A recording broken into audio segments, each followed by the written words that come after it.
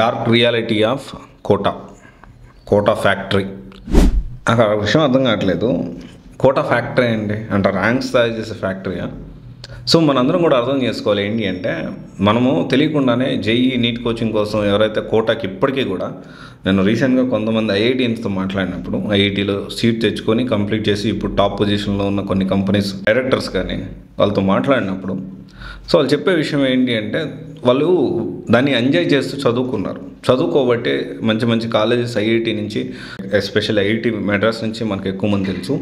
చాలామంది ప్రాపర్గా ఆ విధంగా ప్లాన్ చేసుకొని బాగా ఎంజాయ్ చేస్తూ చదువుకున్నారే కానీ, మనం ఫోర్స్ఫుల్గా పేరెంట్స్ కానీ అందరూ గుర్తుపెట్టుకోవాలి. అండ్ మీకు ఎవరైతే కోటాకి ఇప్పటికీ కూడా, అంటే ఇంకొక విషయం dark reality of Kota Factory, దాని గురించి దాంతోపాటు కొత్తగా కొన్ని రూల్స్ అనేవి పెట్టారు హాస్టల్స్ కానీ అక్కడ ఉండే వాళ్ళకి కోచింగ్ సంబంధించి.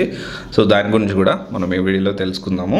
అయితే ఇక్కడ ఏంటి అంటే, హై ప్రెజర్ ఎన్వైరన్మెంట్ అనేది ఇక్కడ ఉంటుంది. చాలా ఎక్కువ ప్రెజర్ అనేది పెడతా ఉంటారు. తెలియకుండానే ఏంటి అంటే, వాళ్ళు బాగా చదువుతున్నారు, వీళ్ళు బాగా చదువుతున్నారు, అక్కడ పెట్టే రెగ్యులర్ అసైన్మెంట్స్ కానీ రెగ్యులర్ టెస్ట్ కానీ, సో చాలా హై ప్రెజర్ ఉంటుంది. సో మీరు రీసెంట్గా లిసన్ అనే కంపెనీ దీనికి సంబంధించి సర్వే చేస్తే, సో దానికి ఆల్మోస్ట్ 10 మందిలో 6 దాకా వాళ్ళు ప్రెజర్ ఫీల్ అవుతున్నారంట. చాలా ప్రెజర్ ఫీల్ అవుతున్నారు. మెంటల్లీ దే ఆర్ చాలా డిస్టర్బ్ అయిపోతూ ఉన్నారు. అండ్ అంటే ఎంత దారుణంగా ఉందో పరిస్థితి. ఎందుకంటే కోటాలో ఈ మధ్య చూసుకుంటే ఈ ఆత్మహత్యలు, సూసైడ్లు ఎక్కువైపోతూ ఉన్నాయి. ఎందుకు అంటే విపరీతమైన హై ప్రెజర్.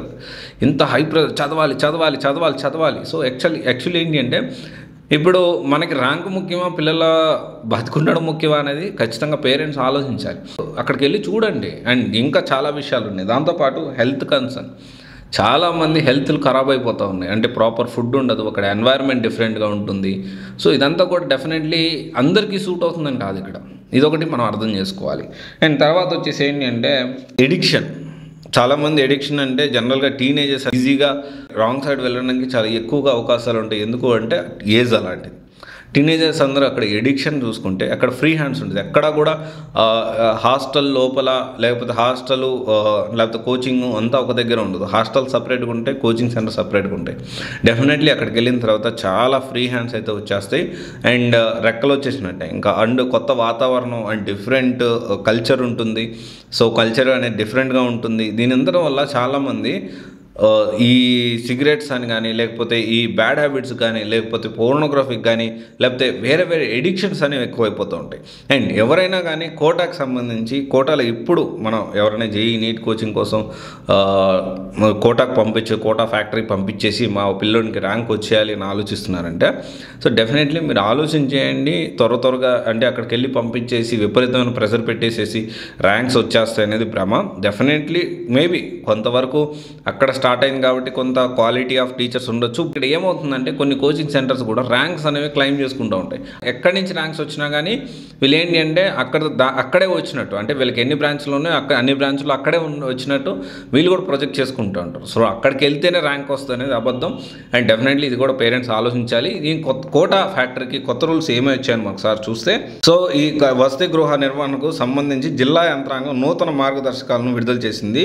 సో ఈ కోటా జిల్లాలో విద్యార్థుల వరుస ఆత్మహత్యలు ఆందోళన కలిగిస్తున్న నేపథ్యంలో వారి జీవన వ్యయాన్ని, అంటే కాస్ట్ ఆఫ్ లివింగ్ని తగ్గించడంతో పాటు వసతి గృహాలు డిపాజిట్గా ఇంతకుముందు ఏం చేసేవాళ్ళంటే ఏడాది మొత్తం ఫీజును మొదట్లోనే వసూలు చేసాం. అంటే ఇయర్ మొత్తం ఫీజు ముందే ఇచ్చేసేయాలి. ఇక దాన్ని ఇప్పుడు 2000 వరకు మాత్రమే వసూలు చేసేలాగా దాన్ని మార్పులు చేశారు. దాంతోపాటు అక్కడ ఉండే వాళ్ళ హాస్టల్స్కి కానీ వాళ్ళకి స్పెషల్గా సీసీటీవీ కానీ, బయోమెట్రిక్ విధానము అండ్ భద్రత ఇవన్నీ కూడా ప్లాన్ చేస్తూ ఉన్నారు.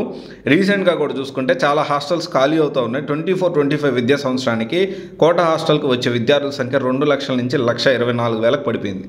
సో ఈ అంతా దృష్టిలో పెట్టుకొని అక్కడ జిల్లా యంత్రాంగం కూడా దీని గురించి వర్కౌట్ చేస్తూ ఉన్నారు. సో నేనేం చెప్తున్నానంటే, ప్రెషర్ ఎక్కువ పెట్టొద్దు పిల్లల్ని. జేఈ కోసం కానీ నీట్ కోసం కానీ ర్యాంక్స్ వస్తేనే అన్నట్లు ప్రెజర్ పెట్టద్దు. సో వాళ్ళతో కూర్చొని మాట్లాడండి, అర్థం చేసుకోండి. సో మోటివేట్ చేయడానికి ప్రయత్నం చేయండి.